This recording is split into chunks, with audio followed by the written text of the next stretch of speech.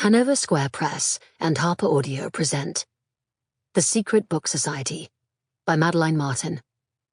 Performed by Saskia Maarleveld.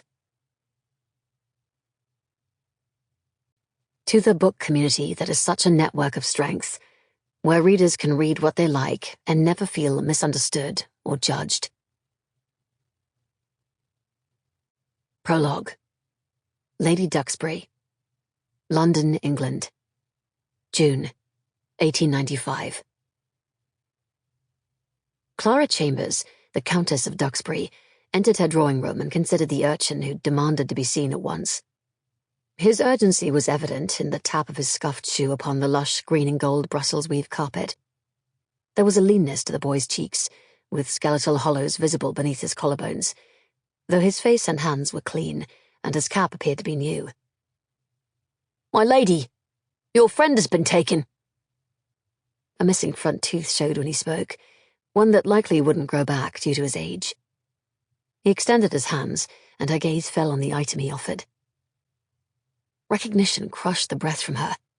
A single black kid-leather boot with detailed rose embroidery stitched alongside the lacings. She knew that boot, and she knew its wearer. "Taken where?" Lady Duxbury demanded. "Leavenhall Lunatic Asylum." He shook the hair out of his eyes with the jerk of his head, revealing an earnest brown gaze. "She called out as her carriage passed, asking me to tell you she was being took there, and gave me your house number. She tossed me this boot out the window, so you'd know I was being truthful." Panic hit Lady Duxbury. The asylum. This was her fault. Everything had gone wrong. What began with innocent intent had been manipulated into something ugly, something dangerous. She pulled in a fortifying breath and accepted the boot, the heft light in her hands despite the weight settling across her shoulders. "You'll help?" The boy's brows pinched. "I know her. I didn't see her face, but I recognized that boot anywhere." His tone was soft, burdened with the sorrow that tugged at the fresh wound in Lady Duxbury's chest. Could she help? Her pulse thundered in her ears, and her stomach swam with the feeling she had vowed never to succumb to again. Fear. After all this time, she thought she was stronger. "I'll do what I can," Lady Duxbury said with a confidence she wished she felt. After all, she was responsible, not only for the woman now taken, but for the others as well. Women who had been repressed, who had been trapped, abandoned to their fates by those they loved. They were all at risk, exposed in ways that could be their downfall. Lady Duxbury had offered the women's sanctuary, opportunities that were never afforded to herself, and she'd failed them.